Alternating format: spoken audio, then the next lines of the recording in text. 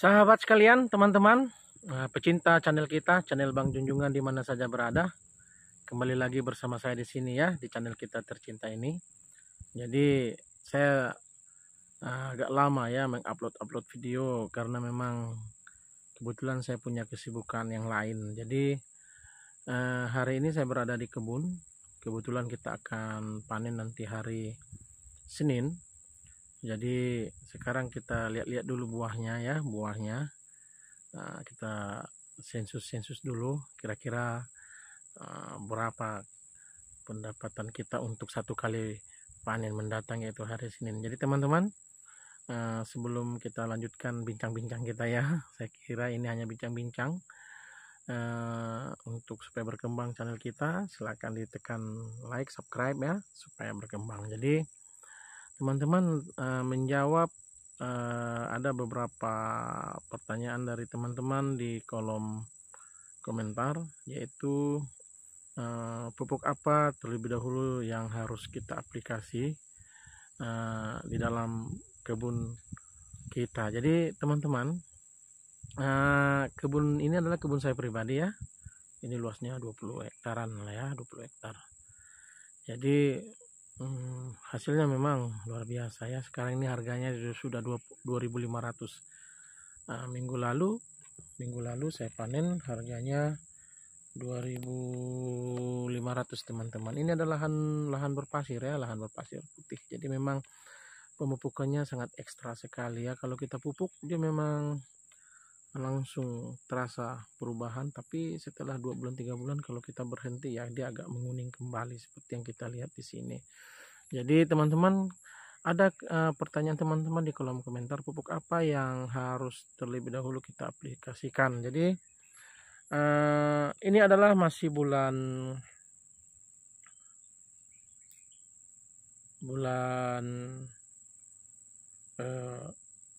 Februari, bulan 2 di tahun 2023. Jadi di awal-awal tahun memang mestinya kita aplikasikan dulu, yaitu dolomit ya, dolomit khusus untuk lahan-lahan seperti lahan kita di sini ya. Halo, dari mana? Hah? Ganti busi. Oh, ganti busi ya lah.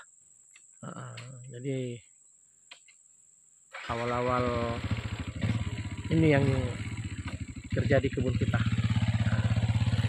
Jadi untuk awal tahun kita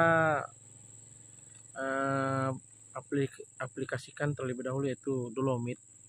Jadi fungsi dolomit ini sebenarnya adalah menghilangkan zat asam di tanah, dan dia juga menetralkan pH ya, pH supaya pH yang di tanah itu sesuai dengan tanaman kelapa sawit, budidaya kelapa sawit. Jadi kalau pH-nya terlalu tinggi, tingkat keasaman tanahnya terlalu tinggi, jadi tanaman tidak akan mampu untuk mengisap atau mengabsorpsi pupuk ya, unsur-unsur pupuk yang ada di yang kita tabur. Misalnya kalau kita tabur NPK, kalau pH tanahnya masih tinggi, itu tidak akan mampu diambil atau dimanfaatkan oleh tanaman. Jadi rugi ya. Jadi hal utama untuk melakukan pemupukannya itu memang tanahnya, faktor tanahnya dulu yang harus kita perbaiki ya. Bisa kita cek berapa pH-nya, bisa kita cek ya. Mungkin kalau bisa kita beli pH tester yang digital atau menggunakan yang manual punya ya. Jadi putaran pertama yaitu dolomit. Di awal tahun itu dolomit. Kalau bisa itu antara bulan Januari sampai Februari kita tabur dolomit. Berapa kebutuhannya? Kalau saya di sini aplikasinya itu 3 kilo ya per batang, 3 kilo sampai 4 kilo per batang itu aplikasi dolomitnya. Nah, jadi kapur dolomit kita tabur di sekitar piringan merata di sekitar piringan 4 kilo kita tabur merata. Jadi setelah 1 bulan kemudian atau 1 bulan setengah baru kita aplikasikan pupuk yang lain. Lalu pupuk apa? Perlu diingat, tadi saya ulangi, untuk awal tahun kita buka dengan penaburan dolomit untuk memperbaiki pH tanah. Lalu Setelah 1,5 bulan berarti ini bulan 2, berarti sekitar bulan 3 kita boleh tabur.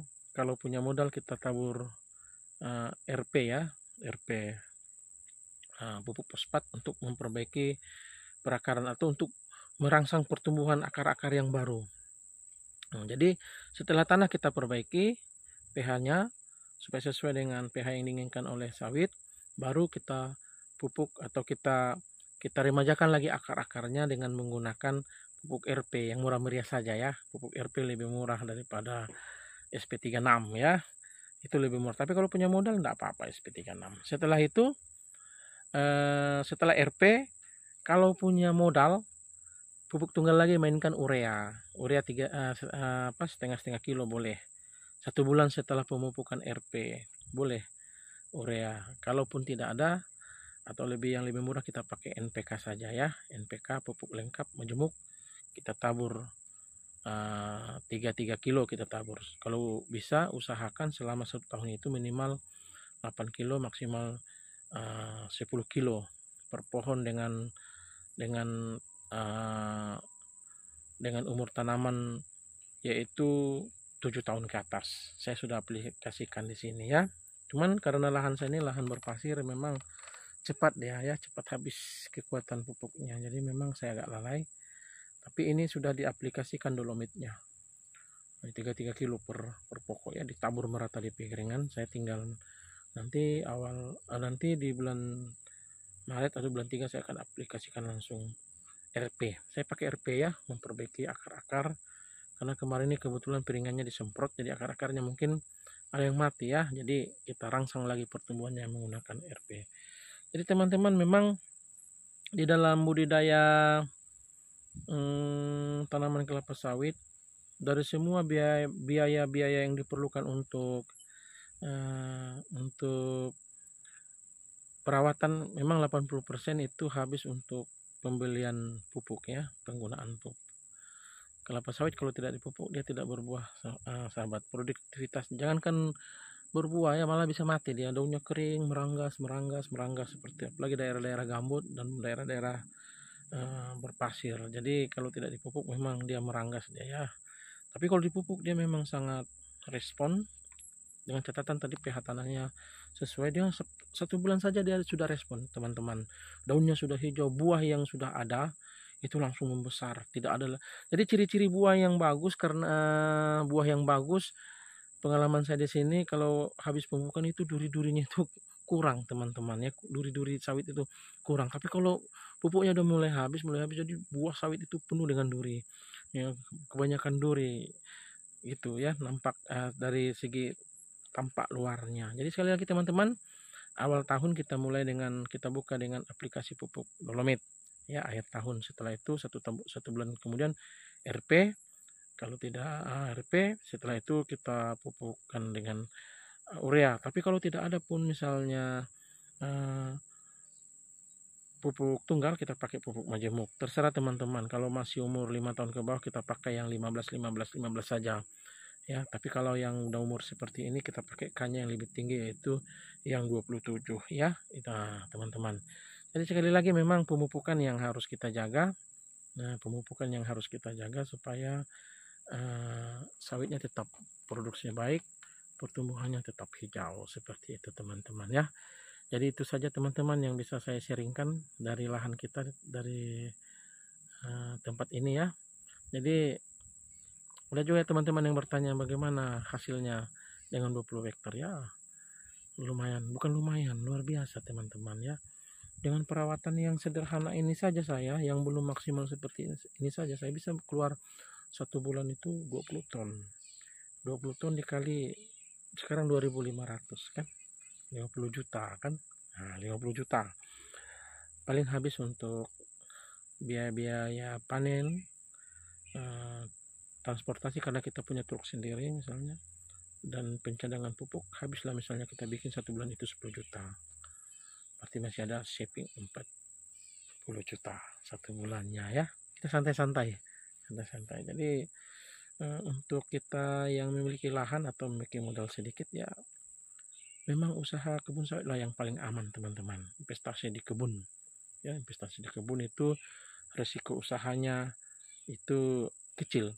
Lalu ada yang bilang kan harganya drop, ya memang begitulah komoditi pertanian ya, kadang dia naik kadang dia turun. Oleh karenanya kita harus bijak ketika harga sawit mahal misalnya tinggi, kita banyak dapat hasil, ya kita menabung untuk apa, untuk jaga-jaga kalau di tahun-tahun mendatang drop lagi, siklusnya drop harganya gitu. Jadi seperti itulah ya sininya kita sebagai petani kelapa sawit, ya enjoy saja, jalani saja, tetap semangat ya teman-teman, tetap semangat. Nah itu saja yang bisa saya sampaikan buat semua teman-teman petani sawit mandiri, petani sawit swakelola ya. Nah, itu saja yang bisa saya sampaikan teman-teman. Sekali lagi saya ingatkan, minta tolong sebelum kita akhir video, tolong tekan like, subscribe, berikan kolom komentar ya, kita sharing-sharing dari kebun kita. Itu saja yang bisa saya sampaikan saat ini. Salam sukses, salam sehat ya, bahagia selalu petani sawit kelapa sawit di seluruh Indonesia. Salam sukses.